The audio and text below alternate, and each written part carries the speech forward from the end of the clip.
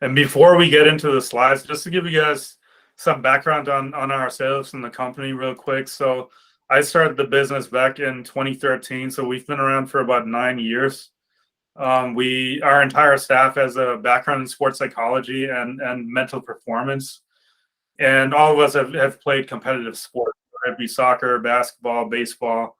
And it's been exciting. It's been quite busy these past few years. We've primarily been in the basketball space, as you can see by the logo, and I've done a lot of work in the NBA, overseas basketball, high school, college. So we've been at all different levels, supporting both coaches and athletes, and then we also are quite active in the NBA pre-draft process as far as profiling players and taking them through assessments and interviews.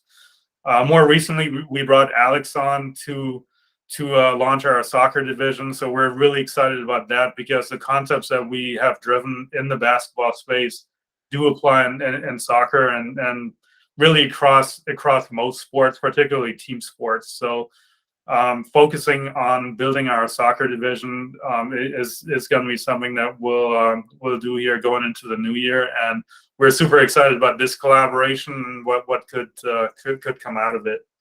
So just to give you guys, and I'm trying to make sure, how did I get it to the next slide? There you go. All right, so just to give you guys an impression of what it is that we actually believe in fundamentally. So mental training and sports psychology, I think people look at it in a lot of different ways. I think a lot of folks don't really quite know what it is. A lot of the providers in this space define it in very different terms. But what we believe in is that mental performance training is something that should be done proactively, right? It should be done systematically and personalized. So those three should go hand in hand.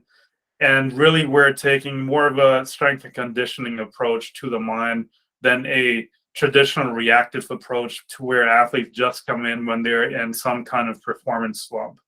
And we found that most of our athletes that start stick with it for a long time and do start incorporating it into their overall player development process. And we have some high level athletes that do it and don't need it for any significant issues that they're trying to address, but rather to always, try and make sure they squeeze a bit more out of their potential. All right. So when you look at the performance spectrum, this is something that where I think a lot of people get really confused because there's been a big conversation around mental health, mental illness, different things like that. And then we talk about mental performance. Sometimes the term mental wellness comes up. To us, it really happens on a spectrum, on a continuum of sorts. So on the surviving side, we look at mental illness. Mental illness really revolves around, supporting athletes with depression, significant anxiety issues. At the pro level, sometimes we see more substance abuse types of issues, etc. Right? But our focus really is more so on the mental wellness and mental performance side of things. When it comes to the mental illness and mental health part in the red, that's what we oftentimes refer out and can support parents and athletes in finding another provider that we can potentially work with hand in hand. Anyway, so looking at the mental wellness space, that one is really about establishing balance in your day-to-day life. So looking at habits such as how do you manage your sleep, how do you manage your nutrition, how do you go about your day-to-day interactions and relationships, and take care of all the things that you got to have in place to pretty much stay on balance as best as you can, especially when it comes to navigating, soccer and then academics, which can be quite stressful. Then as we get into the performance space, that's where we really start focusing in on building skills that can help you really thrive on the field and be your best self, if you will. And I'll hand it over to Alex to go through the next slide here. And I'll just pop up all 6 of these, Alex, and you can just go through them one by one. Cool. Yeah. So really what we do with helping players understand and parents understand the different components of the athlete psyches. We break it down into 6 categories. We call them the 6 C's. And as you can see in front of you, stands for commitment, confidence, concentration, communication, composure, and competitiveness. So when we actually go through an athlete's, day to day, how are they performing in training? How are they performing in games? We start to identify the areas where they might start to feel like, okay, I actually may have a harder time staying composed in a 1v1 situation with the goalkeeper, right? Or for penalty kicks, for example. But that player actually may be incredibly competitive inherently, right? And then you could actually take that example and flip it over the other way around, where maybe that player's extremely composed, right? But they're just not the one that has that different bite, that different edge that's needed in the crucial moments in a game. So we can run through an entire list of examples from a soccer space. And that's actually why when Reiner brought me on, I was describing to him how the 6 C's look from a soccer standpoint. And that's why I'm able to communicate with the players on a language that they understand and know, not just like the terminology of using positions such as a 7-11 or, off the ball running, whatever it may be, but how I can actually tap into where is this being seen and at what points when you're on the ball, off the ball, defending, attacking, through the 4 stages of the game, if you're in transition, and other areas like that. So when it comes down to it, if we can master all 6 of these, we're talking about that holistic, well-rounded, mentally strong athlete that has that balance to be able to perform at that highest level. Cool. And so what I'll do from here is I'll actually switch over to a different slide real quick. And I just want to give you guys an impression as to what we do as a starting point for our engagements with clients one-on-one, which is the assessment component. So I'm going to take it off screen share just for a second, and I'll show you a profile as we put it together for whether it be professional sports organizations like NBA clubs, and then also for our individual clients. Sorry, I'm just trying to figure out the best way to navigate screen sharing on this. So pain in the ass sometimes. There you go. All right, so our aim, our goal on the front end always is to really understand how an individual is wired and what matters to them, and then also how they process information on the field. So typically we'll take them through a motivation assessment that gives us some insights into, how much does the athlete, as you're looking at the top right-hand corner, how much does the athlete value things like getting approval from others, which is oftentimes a measure of confidence. If we have a high need for approval from others, it means that we might look over our shoulder a bit more after we've made a mistake on the field, for instance. So that's where we help that athlete build skills to help address some of those confidence issues that might naturally arise. We look at things like, how much does the athlete value curiosity? Sometimes the ones that are really curious tend to care more about the why behind certain things. The why behind, why are we doing this drill? What goes into this particular strategy, right? So the more we can cater to that sense of curiosity, the more we typically find that athletes will then feel motivated, and vice versa. If you're low in your need for curiosity, which high or low doesn't mean good or bad, it just means different. An athlete that's low in their sense of curiosity is just a more practical player, perhaps, right? They don't need as much explanation. They might be more action driven. The point being that as we look at these various categories and how they might interact with one another, we can develop a pretty comprehensive picture of what matters to the individual player and how we can best support them from a mental training perspective. Then on the cognitive side, as you look at the bottom graph, we tap into different dimensions of the mind that connect to things like decision making on the field, memorizing plays perhaps, and essentially processing information that impact performance at the end of the day, right? And sometimes we find that athletes might have might have trouble making quick decisions because they contemplate too much if it's the perfect decision, right? So that's something that Alex can help those players with.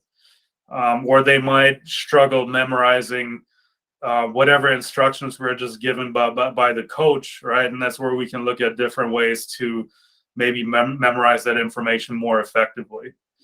At the end of the day, what we're looking for is the interaction between the two assessments, and then perhaps a conversation with the player to then be able to build out a comprehensive profile that speaks to what are the player's potential strengths, what might they struggle with, and what might be some low-hanging fruit, some initial strategies mentally to move that player in the right direction to, again, maximize performance as much as we can.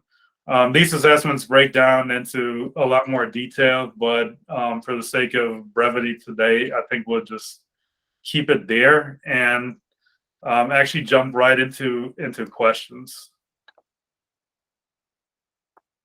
So feel free to turn your cameras on if you'd like, but happy to address any questions that might come up. And then let's just have a dialogue here for the next 15, 20 minutes.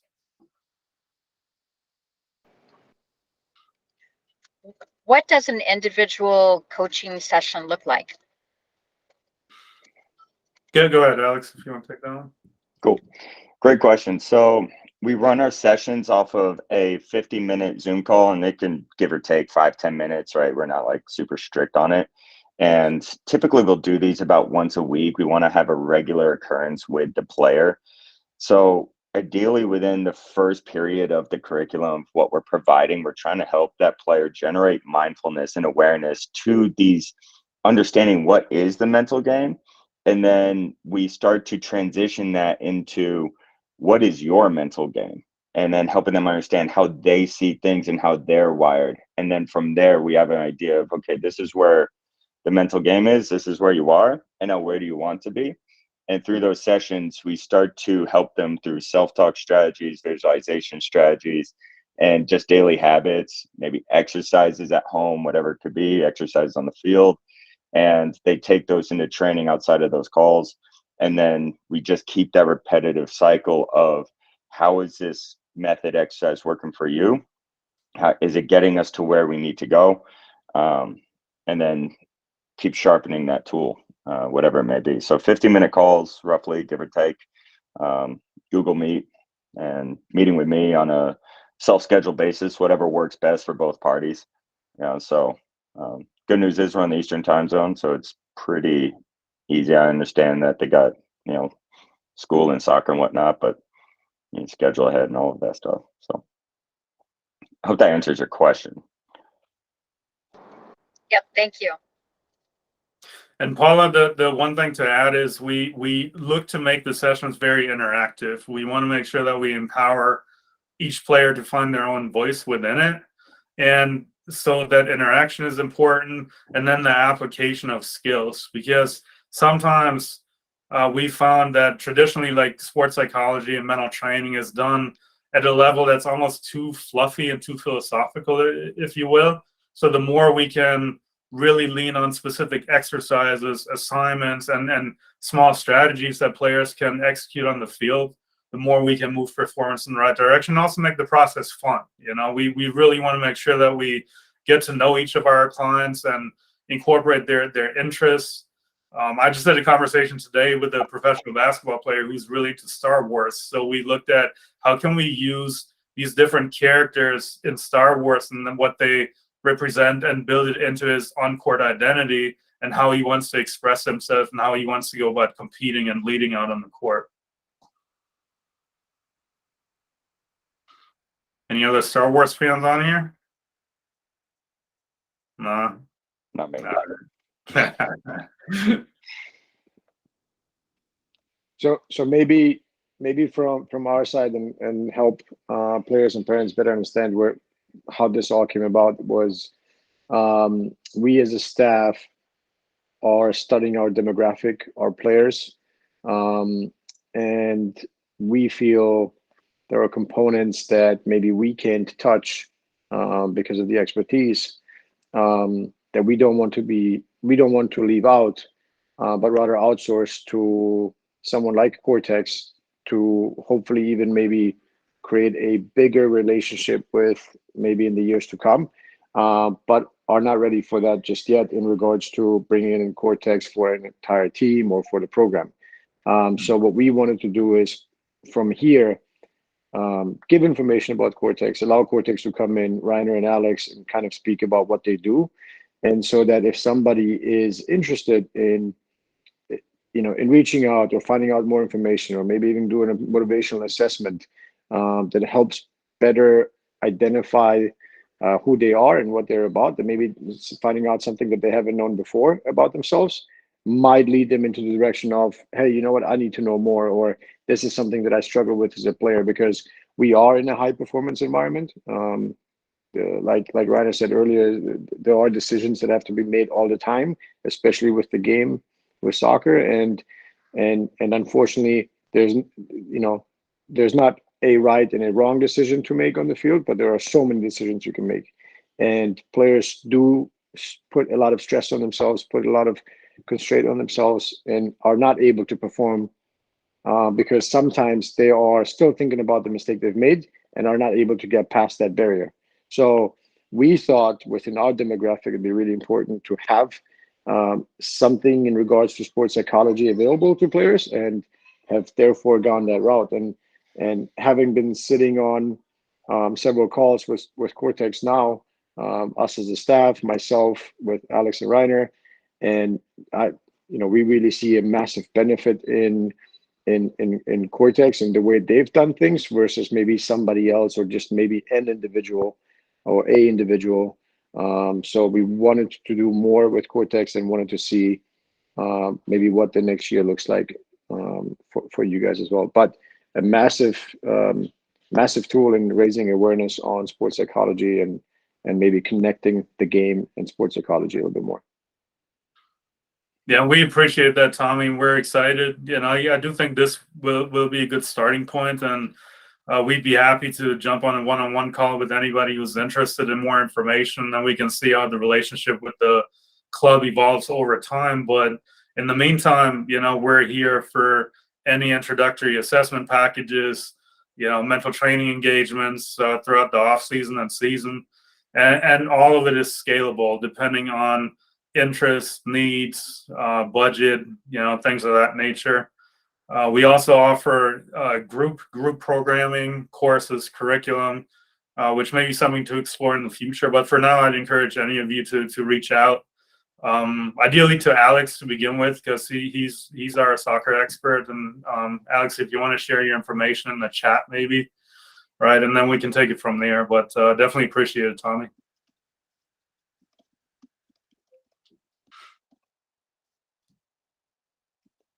Also, I got to give a shout out to Bryson because he was the only one that came on camera, at least for a minute.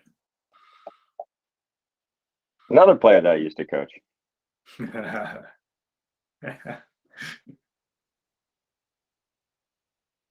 Hope you guys all did well in California, by the way, and enjoyed it.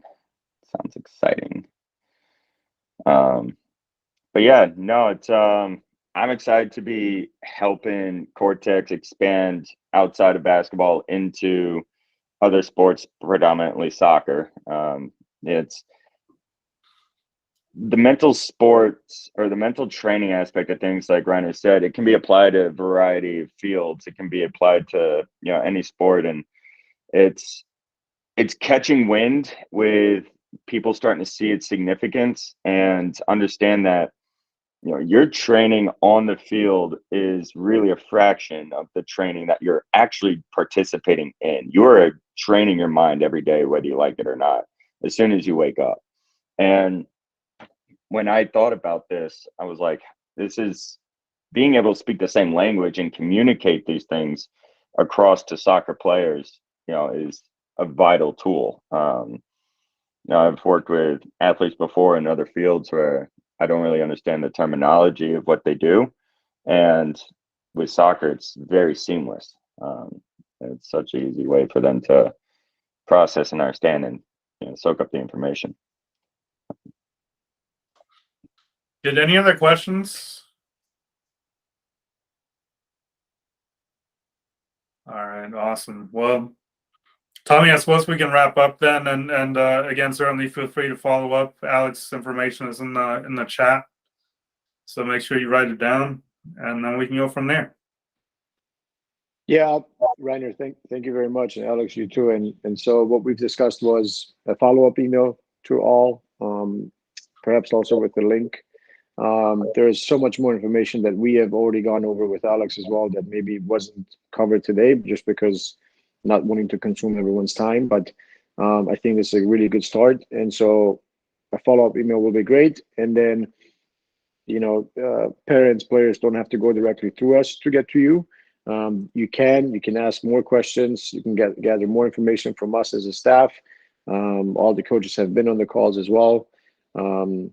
So really beneficial. But again, if you want to go directly link up with Courtex, I think it's a really good added resource that some players may really need. Some players that think they don't need may need, or if not, obviously not then. But yeah, wanted to thank you guys as well for hopping on and jumping on this call. All right, appreciate it. Have a good Appreciate night, it. everyone. All right, Thanks. See you.